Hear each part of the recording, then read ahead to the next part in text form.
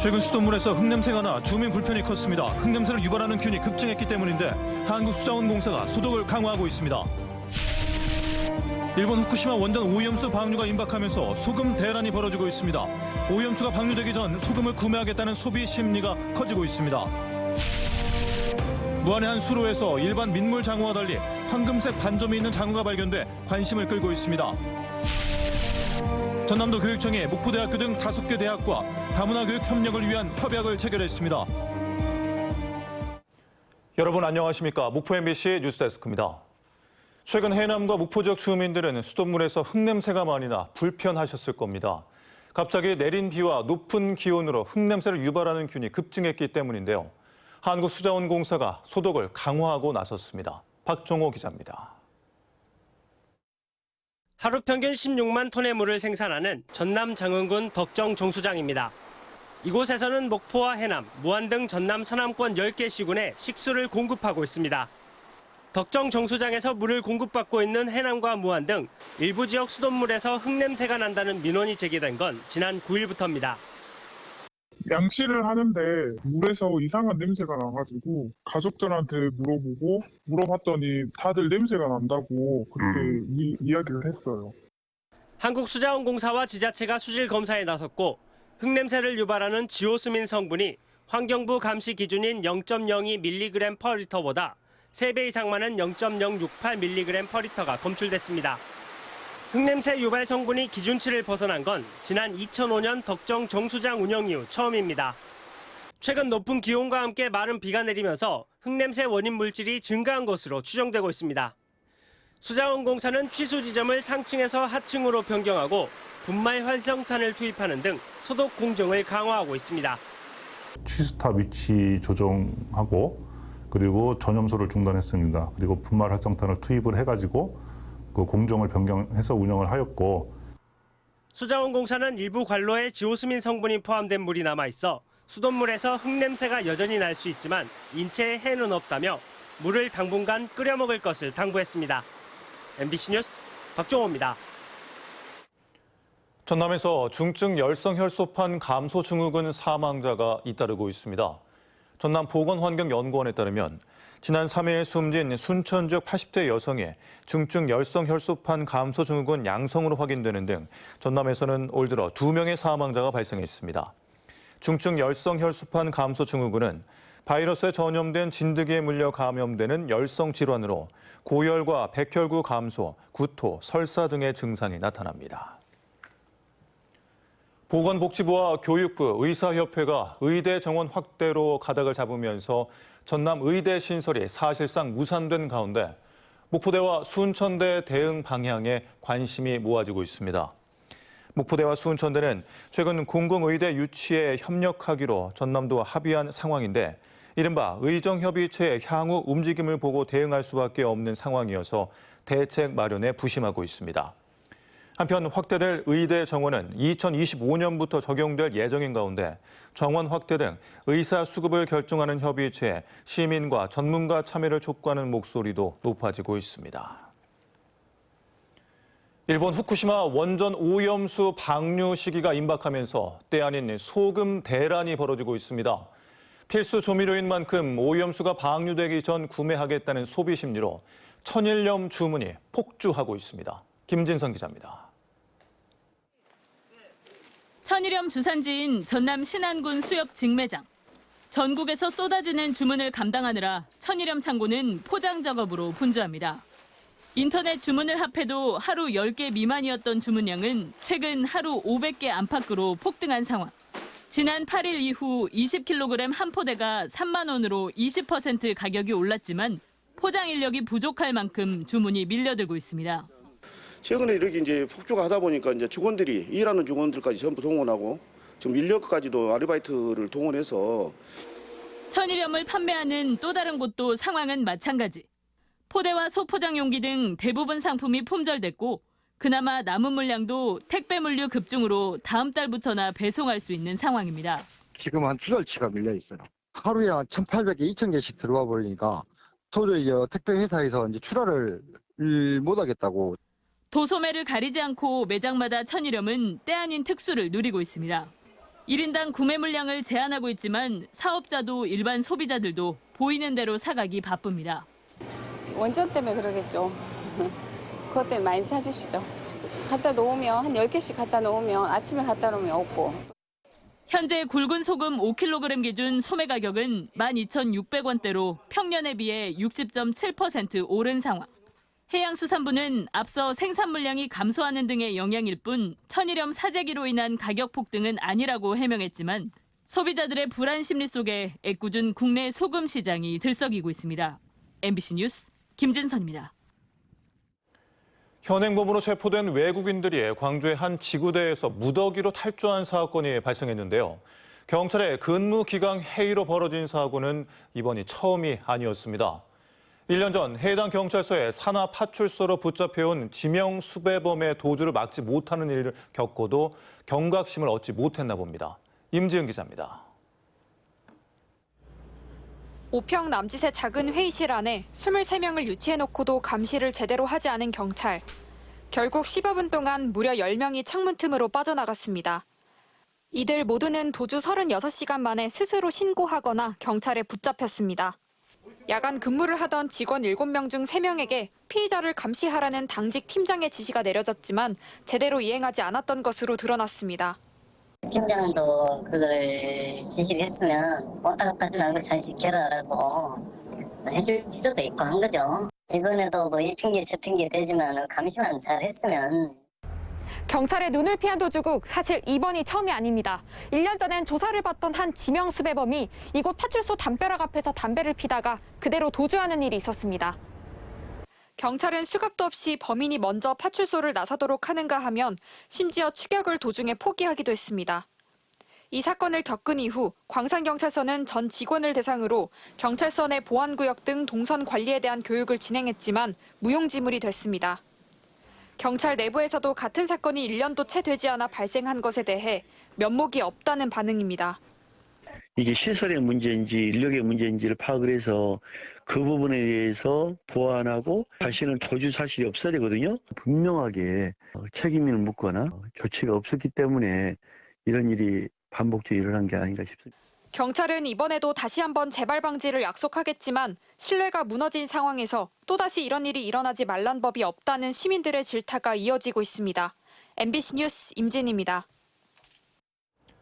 전남 24개 시민단체들이 전남도청 공무원노조에 매점 운영권 박탈을 요구하고 나섰습니다.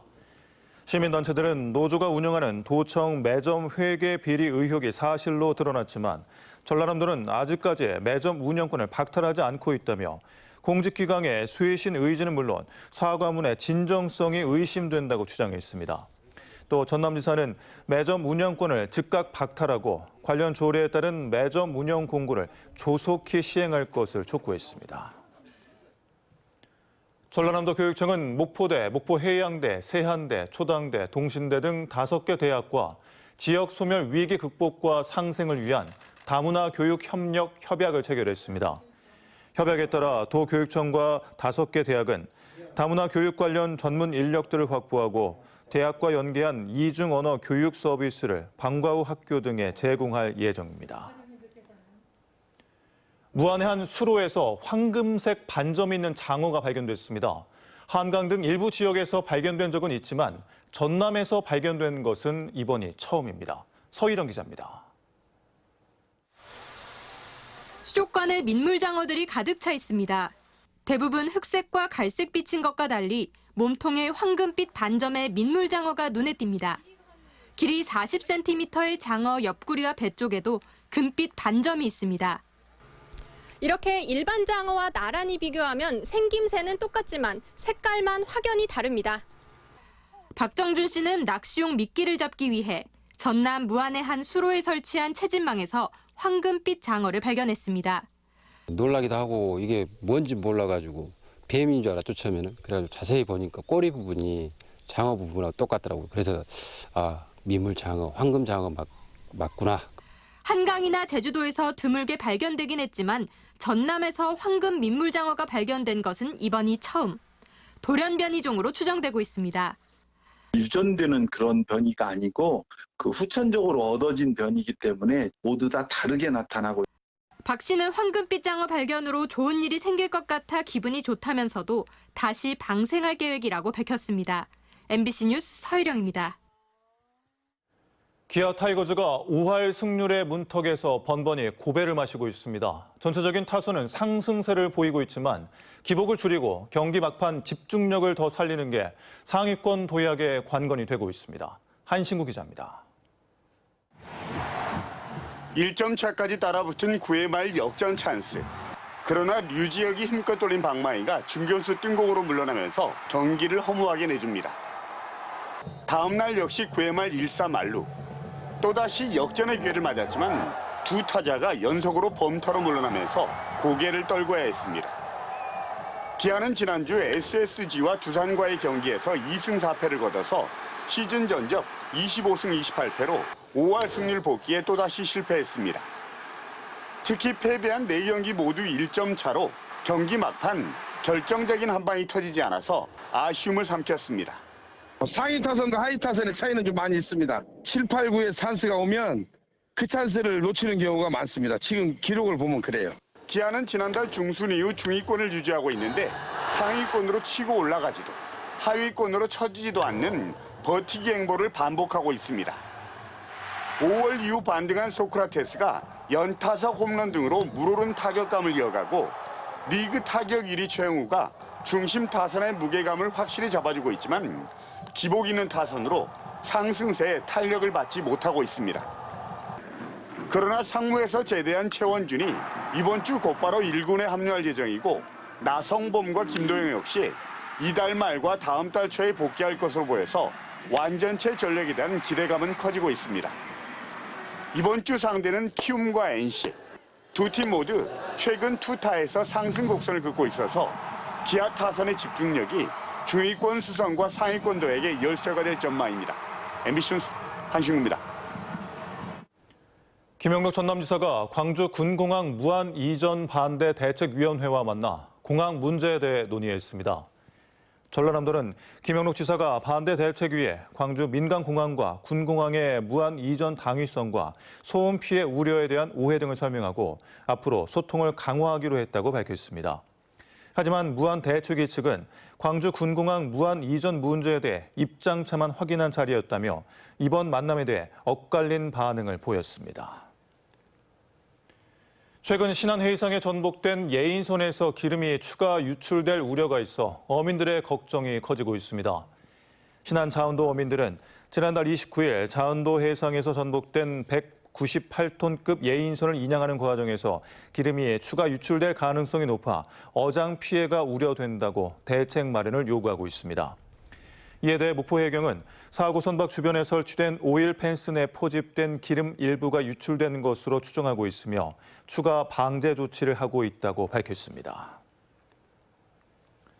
함께하는 다문화 네트워크 목포 영암지부 등은 영암군 이주민 지원센터 공모 사업에서 자신들이 탈락한 이유를 밝히라고 영암군에 촉구했습니다.